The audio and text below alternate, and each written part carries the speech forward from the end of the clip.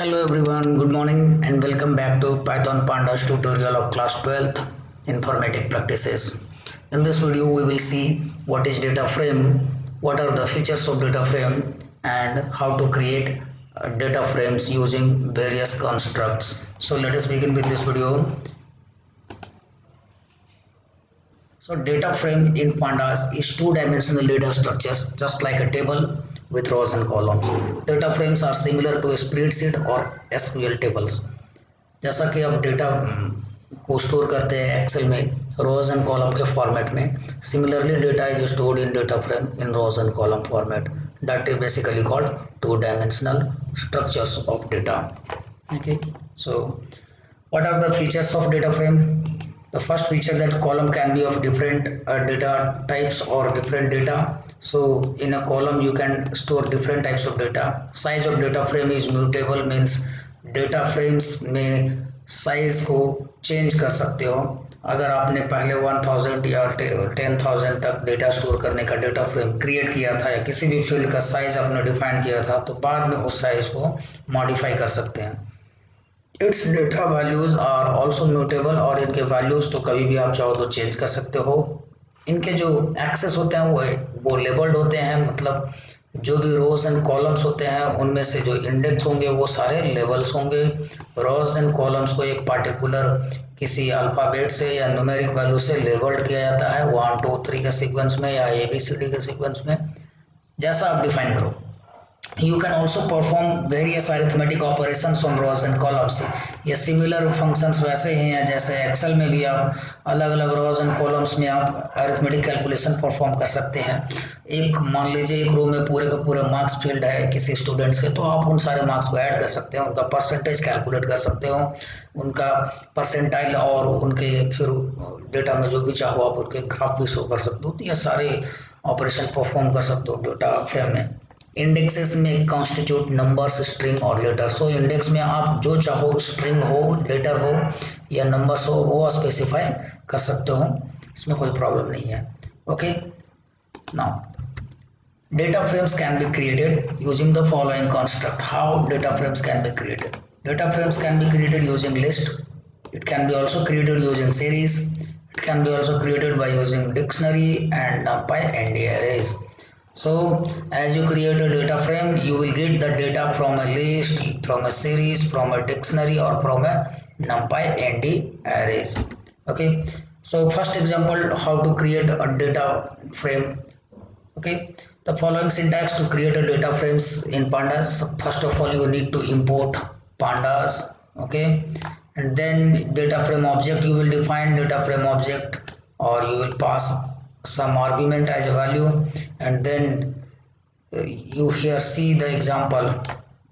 One data frame has been created using list. First panda has been imported. panda को import करने के बाद हमने एक list लिया है, फिर data frame object बनाया और data frame, और यहाँ पे यहाँ पे pd dot data frames लिखना था, मिस्टेक हो गया है, pd dot data frame. Okay, वो आपको यहाँ पे टाइप करना था data frame. तो दिस इज द स्ट्रक्चर, और डेटा फ्रेम में डी कैपिटल और यहाँ पे आर्ग्यूमेंट ब्रैकेट में पास करें, मतलब कौन सा वैल्यू स्टोर करना है. ठीक है, सो अभी हम लोग सीरीज को देखने के पहले हम लोग एग्जांपल देख लेते हैं कि डेटा फ्रेम्स को कैसे क्रिएट कर सकते हैं. तो चलते हैं जुपिटर नोटबुक में, और अभी एक हम लोग डेटा फ्रेम क्रिएट करेंगे. Import pandas as pd, then we will create some empty data type. So pd dot data frame. Okay, and कोई भी आर्गुमेंट पास नहीं करते हैं, और इसके बाद ये डेटा फ्रेम को pd डॉट डेटा फ्रेम हमने लिख दिया, इसको किसी ऑब्जेक्ट में स्टोर करना होगा. मान लीजिए df नाम का एक डेटा फ्रेम बना रहे हैं, तो data frame object is equal to pd dot data frame, and df को अब एग्जीक्यूट करा देते हैं. ठीक है, तो जैसे ये कोड आपका एग्जीक्यूट होगा कंपाइल होकर के, तो आपको एक एम्प्टी डेटा बेस देखने को मिलेगा, डेटा फ्रेम देखने को मिलेगा. ये एग्जीक्यूट हो चुका है कोड, आप आउटपुट देख सकते हो. Please wait a moment. और So as you can see here, import pandas spd df is equal to pd dot data frame हमने टाइप किया। df जैसे प्रिंट करा देते हैं यहाँ डैश करके आ रहा है, पर आप देख सकते हो यहाँ प्रिंट df जब हम लिख रहे हैं तो वो पूरा डेटा फ्रेम को प्रिंट कर रहा है कि डेटा फ्रेम एम्प्टी है। यहाँ पे आप देख सकते हो शिफ्ट एंटर हम प्रेस किए तो देख रहे हैं empty data frame, column is equal to blank, index is equal to blank. So this is data frame, empty data frame. ये एम्प्टी डेटा फ्रेम कैसे क्रिएट करते हैं आपने अभी देखा।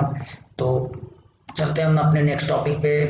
अभी हम डेटा फ्रेम को क्रिएट करना सीखेंगे यूजिंग लिस्ट। ओके, एक और एग्जांपल देख लेते हैं डेटा फ्रेम को क्रिएट करना using list. So let's see one example to create a data frame using list. How to create data frame using list? Import pandas as pd। okay, now create a list L1 is equal to, you can pass a list name of, suppose you have different values like this. Okay, so this is one list. Now you want to create a data frame using this list. So data frame is equal to pd dot data frame. Okay, in the argument of data frame you will pass the list. So now the data frame has been created as the name of df. Now you can print the df. So जैसे आपने df को print किया आप देख सकते हो यहाँ पे क्या दिख रहा है, to create a data frame using a list. Okay, so simply how to create a data frame using series. आप सीरीज को यूज करके डेटा फ्रेम कैसे क्रिएट करोगे वो देखते हैं। ठीक है, so data frame creating data frame from a series. और data frames are two dimensional representation of a series. Actually series जो है वन डायमेंशनल रिप्रेजेंटेशन था और डेटा फ्रेम क्या है, टू डायमेंशनल रिप्रेजेंटेशन है सीरीज का है। तो आप सीरीज को अगर दो सीरीज को एक साथ आप ले आओगे तो वो रोज एंड कॉलम में ऑलरेडी कन्वर्ट हो जाएंगे। So when we represent two or more series in form of rows and column it becomes data frame. Because मैंने कहा कि जो सीरीज है वो वन डायमेंशनल है और डेटा फ्रेम है वो टू डायमेंशनल है। तो अगर दो या उससे कितने भी ज़्यादा सीरीज को एक साथ मर्ज कर दोगे तो वो क्या बन जाएगा, टू डायमेंशनल ऑटोमेटिकली बन जाएगा। ठीक है, so it becomes automatically in the form of rows and column like this. Okay, now so we will see one example of creating a data frame using two series. One series will be there in the student name and their marks, and second series will be there of student name and their ages, and using that we will create a data frame. Okay, so to create data frame from two series student data, हमने सबसे पहले pandas को import किया। import करने के बाद हमने क्या किया, एस मार्क्स नाम का हमने एक पीडी डॉट सीरीज करके एक सीरीज हमने क्रिएट किया। उस सीरीज में एक आपका इंडेक्स है और दूसरा, आप जानते हो सीरीज में पहला वैल्यू इंडेक्स होता है और दूसरा वैल्यू होता है। तो इंडेक्स और वैल्यू नेम और उसका मार्क्स, नेम और उसका मार्क्स, ऐसे करके हमने एक सीरीज बनाया। उसी तरीके से उतने ही स्टूडेंट का नेम और उनका एज, नेम और स्टूडेंट्स का एज, नेम और उसका स्टूडेंट का एज। तो नेम यहाँ क्या है, एक तरीके से नेम यहाँ पे एक तरीके से इंडेक्स है और जो एज और मार्क्स हैं वो क्या है, वो वैल्यूज हैं। दो सीरीज हैं अलग अलग, दोनों को मर्ज कर देंगे तो नेम तो ऑटोमेटिकली क्या हो जाएंगे, नेम ऑटोमेटिकली ये आपके इंडेक्स बन जाएंगे और उसके बाद जो वैल्यूज हैं वो अलग अलग कॉलम्स में स्टोर हो जाएंगे। सो हमने दोनों सीरीज को देखिए मर्ज कर दिया। स्टूडेंट नाम का एक डेटा फ्रेम ऑब्जेक्ट क्रिएट किया, यानी ये डेटा फ्रेम का नाम होगा हमारा पीडी डॉट डेटा फ्रेम, और मार्क्स जो थे उनको फर्स्ट वैल्यू और एज थे उनको सेकंड वैल्यू के तौर पे हमने पास कर दिया है, फिर स्टूडेंट को प्रिंट कर दिया है। ठीक है, चलिए इसी वैल्यू को हम लोग यहाँ पे कॉपी कर लेते हैं। ठीक है, दोनों ही ये हम लोग सीरीज को यूज करके एक डेटा फ्रेम क्रिएट करेंगे। तो चलते हैं हम लोग अपने जुपिटर नोटबुक में, और इस कोड को ही हमने जो भी एग्जांपल में दिया था उनको कॉपी कर लिया है। सो सबसे पहले ये एस मार्क्स, इनके पहले तो हमें pandas को इंपोर्ट करना होगा। तो लिखेंगे import pandas as Python as PD. Okay, इसके बाद हमने कोई अरिथमेटिक फंक्शन तो यूज नहीं किया है, तो फिर नंपाई की ज़रूरत नहीं होगी। और S marks is equal to P D dot series हमने लिखा है, कहीं कोड में मिस्टेक्स तो नहीं है। और उसके बाद S as is equal to P D dot series विजय 25, इस तरीके से हमने दो सीरीज क्रिएट कर लिया है। और दोनों सीरीज को यूज करके एक स्टूडेंट नाम का हमने डेटा फ्रेम क्रिएट किया, P D dot data frame. और इसमें मार्क्स को फर्स्ट वैल्यू यानी फर्स्ट कॉलम ये होगा और सेकंड कॉलम एज होगा। ओके, अब हम इसको एग्जीक्यूट कराते हैं प्रोग्राम को और देखते हैं क्या आउटपुट आता है। Invalid character in identifier Vijay. Okay कि ये जो सिंगल कोट्स है उसमें कुछ प्रॉब्लम्स था, तो मैंने एक एक करके सारे सिंगल कोट्स को रिमूव करके फिर से करेक्ट कर दिया है। देखते हैं फिर से कोड को एग्जीक्यूट करा के यहाँ पे आते हैं और कोड को एग्जीक्यूट कराते हैं। क्या बोल रहा है, end of line while scanning string literal, end of line where S marks is equal to P D dot series. यहाँ पे मार्क्स एस मार्क्स वाले में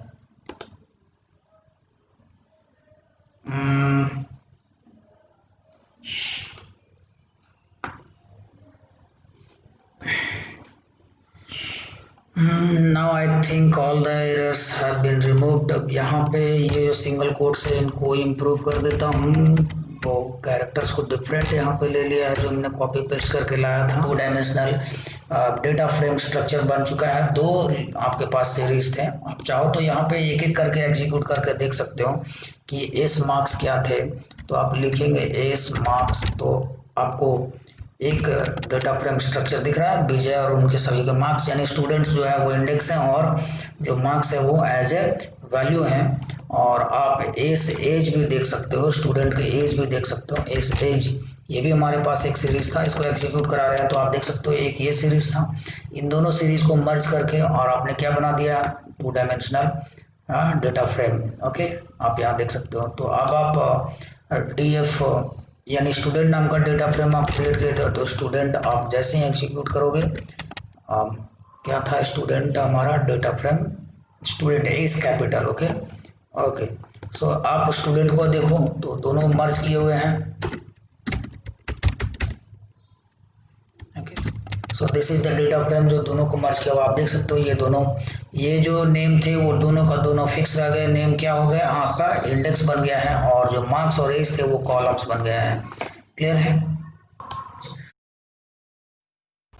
अब हम देखेंगे हाउ टू सेलेक्ट और access the data from the data frame. So you can access and retrieve the record from the data frame through slicing. The slicing will help you to display of retrieved record as per the range defined with the data frame object. So as you will retrieve the record, if you wish to retrieve the record 3 rows or 2 rows from the data frame, you can retrieve those records as per your requirements. How you will do that, let's see with the help of one example in Jupyter Notebook with the practical. Okay, so this is our data frame. We have created one dictionary called student, और students में हमने एक name है, name के साथ हमारे पास 5 names हैं। ठीक है, अब उन सभी के साथ हमारे पास क्या है, सभी 4 सब्जेक्ट के सभी 5 स्टूडेंट्स के मार्क्स एंट्री किए हुए हैं डिक्शनरी में। राइट, ये डिक्शनरी हमने बना लिया। अब डिक्शनरी के बाद हमने एक डीएफ नाम का डेटा फ्रेम ऑब्जेक्ट बनाया, इसके बाद पीडी डॉट डेटा फ्रेम और स्टूडेंट को इसमें पास कर दिया, यानी डिक्शनरी के वैल्यूज को हमने डेटा फ्रेम में पास कर दिया। यूजिंग डिक्शनरी हमने यहाँ पे एक डेटा फ्रेम क्रिएट किया, जिस डेटा फ्रेम का ऑब्जेक्ट का नाम क्या है, डीएफ। ओके, तो हमने डेटा फ्रेम डीएफ को प्रिंट किया है। अब मैं यहाँ पे इसको एग्जीक्यूट कराता हूँ, शिफ्ट एंटर, और आप देखोगे ये पहले हमारा डेटा फ्रेम है। It is taking a little bit time to execute the code.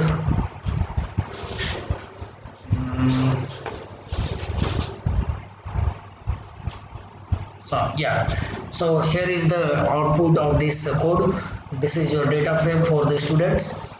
You can see here the 5 columns. One column is name, then English, economics, IP and accounts. This is the data frame. Okay, and by default the index has been taken as 0, 1, 2. You can see here 3, 4 like this. Okay, for example, if you want to retrieve the records only from 0 to 1, that is Rinku and Rinto. Okay, so what we will do, if we will type here data frame object, in the bracket we will type the what means colon and 2. Okay, so execute this. What do you get? So two records from the beginning we have got as an output. Okay, so if we want the last two records from the data frame object, so what we will type here, df inside the bracket. Okay, so 2 and this one is colon. What do we get? Just let's see. So last 3 records we have got, means पहले 2 records को छोड़कर बाकी जो 3 records हैं वो हमारे पास data यहाँ पे डिस्प्ले हो गया. सो दिस इज कॉल्ड स्लैशिंग. आप डेटा को स्लैश करके यहाँ पे डिस्प्ले करा रहे हैं रोज वाइज. अगर आपके पास 1000 डेटा है, आप टॉप 3 या बीच में 4 डेटा आप डिस्प्ले कराना चाहते हो, फर्स्ट का 2 डेटा डिस्प्ले कराना चाहते हो, तो using this slash method you will display और retrieve the records from the data frame. ये सारे फंक्शंस आप ऑलरेडी स्लैशिंग का पहले से लिस्ट में टपल्स में ऑलरेडी पढ़े हैं और डिक्शनरी में. तो स्लैशिंग वहाँ बहुत ही, आप अगर चाहते हो कि वन डेटा को छोड़ के दूसरा डेटा, दूसरा छोड़ के तीसरा डेटा, इस तरीके से प्रिंट हो, तो ये सारे फंक्शंस ऑलरेडी लिस्ट में जैसे पढ़े थे वो सेम मेथड यहाँ भी अप्लाई होंगे. Okay, now how to create an index in data frame using list, or how to specify the index value in a data frame. For example, if you have already created one data frame and you want to specify the new index in that data frame, means आप तो जानते हो कि जो default value of index होते हैं data frame वो क्या होता है, 0 1 2 3 इस तरीके से sequential. बट आप चाहते हो 0 1 2 3 के प्लेस में स्टूडेंट 1 है ना, SID 1 SID 2 इस तरीके से हो, तो क्या करेंगे, df जो डेटा फ्रेम ऑब्जेक्ट है हमारा, ये देख रहे हो, इज इक्वल टू pd.dataFrame, और आप उस डेटा फ्रेम का है ना वैल्यू उसमें क्या होंगे, वो कॉमा इंडेक्स आप स्पेसिफाई करोगे. तो this is the syntax to create index in a data frame. Okay, so how we will see how to create index in data frame. Just see an example in Jupyter notebook with the help of practical. Now yes, so अभी हम चाहते हैं कि वो जो df हमारा data frame था, इसी में आप चाहते हो कि यहाँ पे सेट कर सको, तो क्या करेंगे, df is equal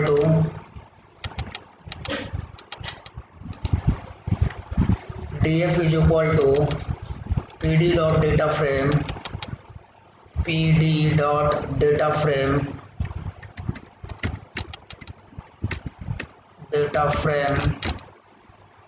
ओके, और ब्रैकेट में आप फिर से क्रिएट कर देते हैं इंडेक्स को, df is equal to pd.dataframe set bracket student पहले डेटा फ्रेम का वैल्यू कॉमा, आप लिखेंगे इंडेक्स इज इक्वल टू, फिर से यहाँ पे वैल्यूज पास कर देते हैं इंडेक्स के पूरा, ये कॉपी करके ले आते हैं यहाँ पे कंट्रोल C, और ये वैल्यूज हो जाएंगे हमारे इंडेक्स के.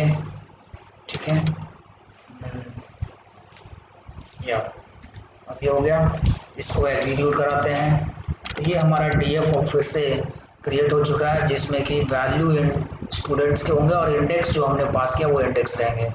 df को प्रिंट करके देखते हैं क्या आउटपुट आता है. तो आप देख सकते हो जो बाय डिफ़ॉल्ट आपका 0 1 2 3 4 5 इस तरीके से जो आपका इंडेक्स होते थे वो अब चेंज हो चुके हैं, और वो इंडेक्स अब क्या हो चुका है, SID 1 SID 2 SID 3 और SID 4 इस तरीके से. ठीक है, अब आप चाहते हो कि यहाँ पे जो आपने इंडेक्स दिया है वो नहीं होकर के आप किसी कॉलम को इंडेक्स बनाना चाहते हो. सपोज आपके डेटा फ्रेम में कोई पहले से कॉलम है जिसको आप इंडेक्स बनाना चाहते हो, रोल नंबर को इंडेक्स बनाना चाहते हो, या फिर स्टूडेंट आईडी को बनाना चाहते हो इंडेक्स, या फिर आप किसी नेम को ही इंडेक्स बनाना चाहते हो. तब क्या करेंगे, तब आपके पास टैग है df.setIndex, और इसके बाद आप जिस कॉलम को एज एन इंडेक्स डिफाइन करना चाहते हो, जैसे हमारे पास नेम कॉलम है, तो यहाँ पे नेम कॉलम को हमने इंडेक्स डिफाइन कर दिया, कॉमा यहाँ पे क्या लिखेंगे, in place is equal to true. आपको ये सिंटैक्स याद रखना होगा। क्या करना है, df dot set index bracket में जिस कॉलम को आपको इंडेक्स सेट करना हो उसको देंगे यहाँ ब्रैकेट में, और मान लीजिए यहाँ पे इंटीजर वैल्यू होंगे तब यहाँ तो सिंगल कोट देने की जरूरत नहीं है, comma in place is equal to true लिखना इंपॉर्टेंट है। अब एग्जीक्यूट कराते हैं। अभी आई थिंक एग्जीक्यूट हो चुका है सक्सेसफुली हमारा कोड। आप df को फिर से प्रिंट कीजिए तो आप देखोगे कि जो इंडेक्स था वो इंडेक्स वैल्यू क्या आ चुका है, यहाँ पे नेम आ चुका है रिंकू, ये देख रहे हो रिंटू, उसके बाद अजय, पंकज, आदित्य। ठीक है, आई होप कि आपको ये समझ में आ रहा होगा कि इस तरीके से आप किसी भी कॉलम को इंडेक्स के तौर पे सेट कर सकते हैं। तो आपका सिंटैक्स जो है वो ये है, how to set the index. ठीक है, तो how to change the index column मैं अभी आपको मैंने बता चुका हूँ। डेटा फ्रेम ऑब्जेक्ट लिखते हैं dot set index column name और comma in place is equal to true. True का यहाँ टी कैपिटल होना चाहिए हमेशा। So this is the way to change the index value in any data frame object. You can set the index to any column in the data frame. Okay, now how to reset the column index। तो अगर आप चाहते हो जो आपने index column को set किया है उसको रिसेट करना चाहते हो फिर से, तो आप इसको रिसेट कर सकते हैं। क्या करना है, सीधा डेटा फ्रेम ऑब्जेक्ट लिखना है, यानी df dot reset underscore index और ब्रैकेट में आप सिर्फ इतना लिखना है, in place is equal to true, in place is equal to true. Okay, और बस इतना ही एग्जीक्यूट करा देंगे। रिसेट मतलब जो पहले से इंडेक्स था हमारा वो वापस आ जाएगा। ठीक है, अब आप df को फिर से एग्जीक्यूट करा के देख लो क्या आउटपुट आता है। तो आप देख सकते हो कि रिसेट कर दिया हमने, मतलब डेटा फ्रेम में जो भी ऑब्जेक्ट थे वो total values column wise stored है, और रिसेट करने में बाय डिफॉल्ट जो इंडेक्स वैल्यूज होते हैं किसी भी डेटा फ्रेम में वो वापस आ गया आपका। ठीक है, अब आते हैं how to rename a column. Okay, how to rename a column. So how to rename a column, first of all you will write data frame object, जो भी डेटा फ्रेम ऑब्जेक्ट का नाम है आपका, डॉट कॉलम्स, उसके बाद new column name आप type करेंगे और फिर उसके बाद उसकी वैल्यूज होंगी। ठीक है, सो इसका भी प्रैक्टिकल इम्प्लीमेंटेशन हम लोग देख लेते हैं। ओके, तो पहले तो हम लोग देख लेते हैं कि how to rename a column, उसके बाद हम लोग देखेंगे how to add a new column. So let's come in Jupyter notebook and see the practical. So how to change the column name, आप यहाँ पे लिखोगे data frame object is equal to columns और ब्रैकेट में आप वो सारे columns के नेम टाइप करोगे सीक्वेंस में जैसे पहले से था। तो पहला में नेम था, मान लीजिए इसी का हम नेम चेंज करना चाहते हैं तो इसको चेंज करके देंगे स्टूडेंट नेम। ओके, तो लिख देते हैं student name, student underscore name. तो पहला कॉलम का नेम हमने चेंज कर दिया। सेकंड वाले का इंग्लिश था तो वैसा ही रहने देते हैं, तो सेकंड कॉलम होंगे इंग्लिश, जो जैसे था वैसे ही होंगे इंग्लिश। थर्ड वाले का भी चेंज करना चाहते हो तो कर सकते हैं, तो लिख देते हैं साइंस, और फोर्थ वाले का मैथ्स। ओके, इसके बाद फिफ्थ वाले का SST। ओके, सो टोटल हमारे पास यहाँ पे कितने कॉलम्स हैं, तो 1 2 3 4 सब्जेक्ट के हैं नेम के अलावा, तो 1 2 3 4 हमने दे दिया है। और अब हम इसको एग्जीक्यूट करेंगे। हमारा कोड एग्जीक्यूट हो चुका है, इट मीन्स कि हमारा कॉलम्स का नेम हमने जो भी चेंज किया वो चेंज हो चुका है। TF को प्रिंट करके देखते हैं तो क्या आता है आपके पास, देख सकते हैं। तो अब हमारे पास देख सकते हो वहाँ पे पहले नेम था, यहाँ पे स्टूडेंट नेम हो चुका है, पहले इंग्लिश हो चुका है, साइंस, मैथ और SST। जो भी कॉलम के नेम हमने चेंज किए हैं वो चेंज हो चुका है। कोई ज़रूरी नहीं कि आप सारे कॉलम का नेम चेंज करें, अगर आप एक ही कॉलम का नेम चेंज करते तो एक ही कॉलम का नेम चेंज होता है, उसमें कोई दिक्कत नहीं है। आप इसको कॉपी करके देख सकते हो। अगर आपको सिर्फ मन है एक कॉलम का नेम चेंज करना तो आप यहाँ पे देख लीजिए, सिर्फ इंग्लिश के जगह आप करना चाहते हो यहाँ हिंदी। ओके, तो यहाँ कर देते हैं हिंदी, बाकी जो जैसे है उसको वैसे ही रहने देते हैं और इसको एग्जीक्यूट करते हैं। आपका कोड एग्जीक्यूट हो चुका है, it means your column name already has been changed. Okay, so execute this and now print under df. Okay, data frame को प्रिंट करके देखते हैं तो आप देख सकते हो इंग्लिश जहाँ पे था वहाँ पे क्या हो चुका है, Hindi. So this is the way to change the column name in a data frame. Okay, now how to add new columns in a data frame. How to add a new column in a data frame. To add a new column in a data frame, you can use the following syntax. This is data frame object dot column name is equal to values of new column. अगर आपने एक नया column add किया है तो उसमें क्या values होंगे, उनके सभी रोज के वैल्यूज को आपको एंटर करना होगा. Okay, so let's see the example in practical in Jupyter Notebook how to add a new column in the data frame. So what we will write, data frame object that is df dot column name. अब हम एक नया column name अब अगर add करना चाहते हो तो कॉलम का नेम दे देते हैं Hindi, science, maths, SST, English. अगर आप यहाँ पे दे देते हैं English. Okay, so this is the column name. Okay, is equal to आप इसकी वैल्यूज आप अगर देना चाहते हो तो इसमें लिस्ट में वैल्यूज दे देते हैं कॉलम में 50, 60, 78, 87, 84. ओके, तो अभी चार ही 1 2 3 4 5 हमको चाहिए. 1 2 3 4 5 हो चुके हैं ऑलरेडी, तो आप देख सकते हो. So if you want to add a new column in this data frame at the end, suppose you have a student name Hindi, Science and Math and SST. After SST you want a new column of English. So what will you do? You will write just data frame object name, in the bracket you will mention the column name, that is English. Okay, now you will pass the value of English, that means equal to you can also use the list to pass all the values. So 5 values should be passed here, or you can simply pass only one values, then the value of every row of English will be 50 only. So let's execute this code. Okay, what happened, okay, so there is one error. If you are passing list, then you have to pass the number of arguments as it is required. So you pass 5 arguments here. Okay, and one more is required. Okay, now this will be executed successfully because you are passing the number of arguments for the variable.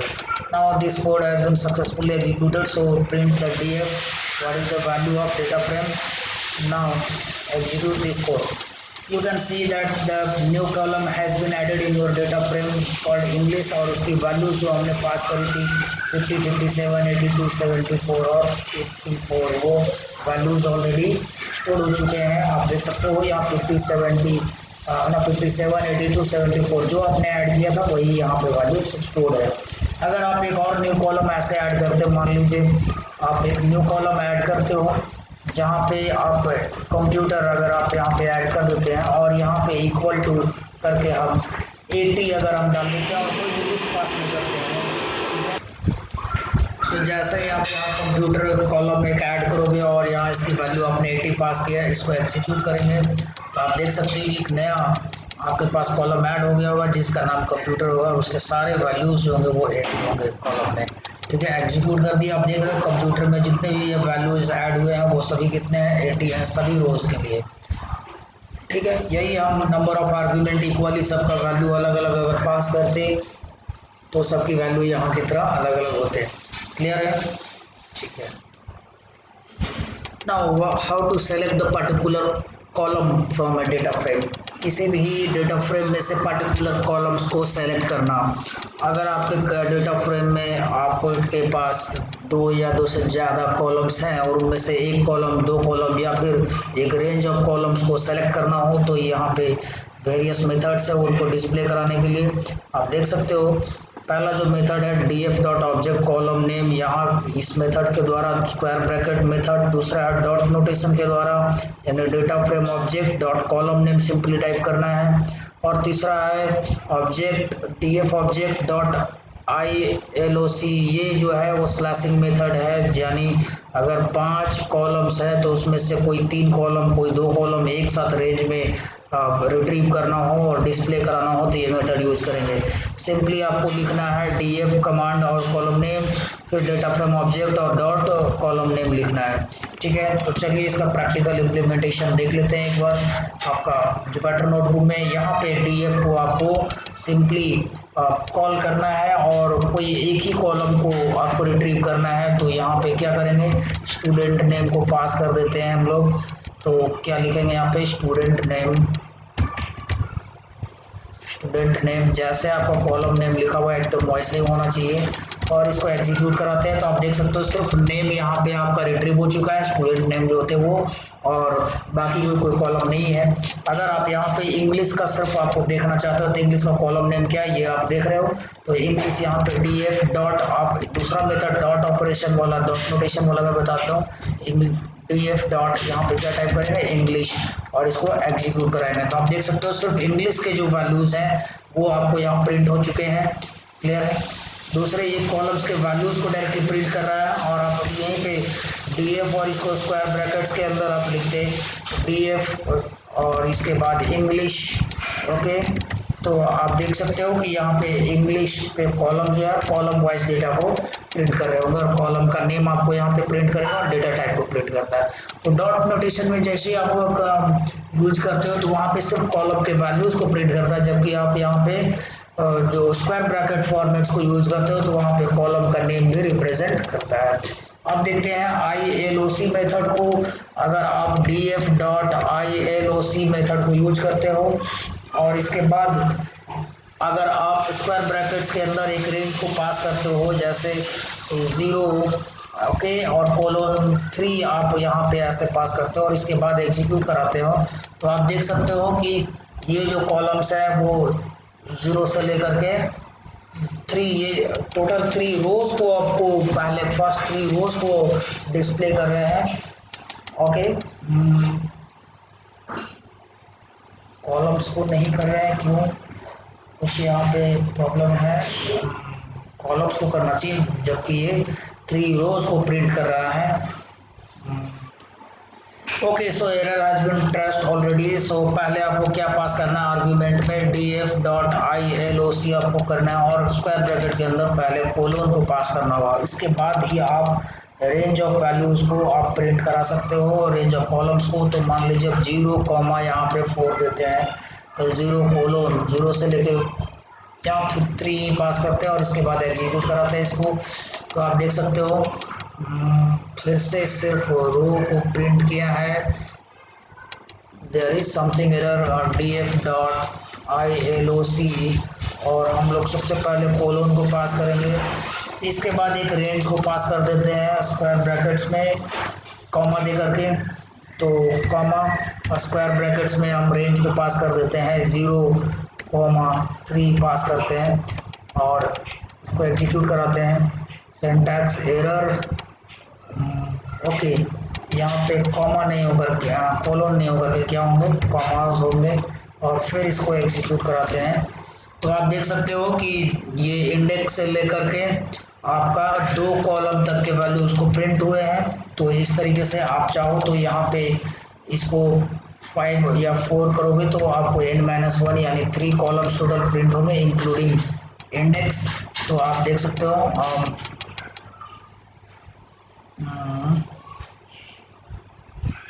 और के लिए भी इतना ही print हो रहा है। मैं इसको एक बार रिमूव कर देता हूँ और फिर इसको देखता हूँ एग्जीक्यूट करा के तो क्या आते हैं। Execute this code again, it has error colon df dot ILOC colon comma, okay, यहाँ पे कोलोन के बाद कॉमा 0 कोलोन 0 से लेके 4 तक, तो यहाँ पे कोलोन देंगे और इसके बाद एग्जीक्यूट कराते हैं इस कोड को।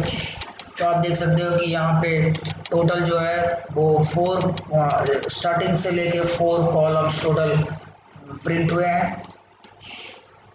Okay, so this is the way to display the selective columns from the data frame.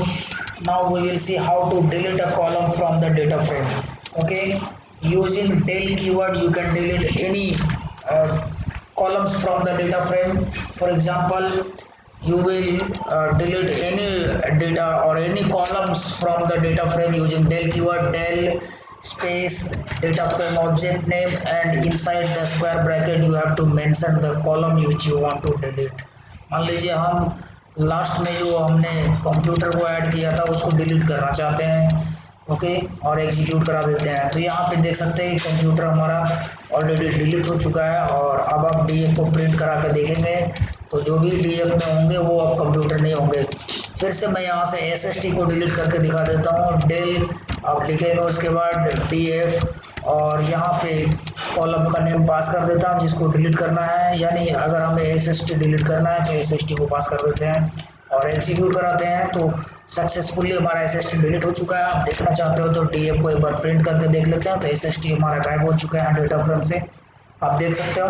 तो this is the way to delete any column from the data frame. So that's all in this video. In the next video we will see the binary operations in the data frame like add, subtract, okay, division, add or sum, or we will see some other arithmetic or mathematical operations or comparison of series. Then we will see combining data frames and different types of operation like mean, median, mode in a data frame. Okay, so keep on watching, keep learning. Until then, bye bye.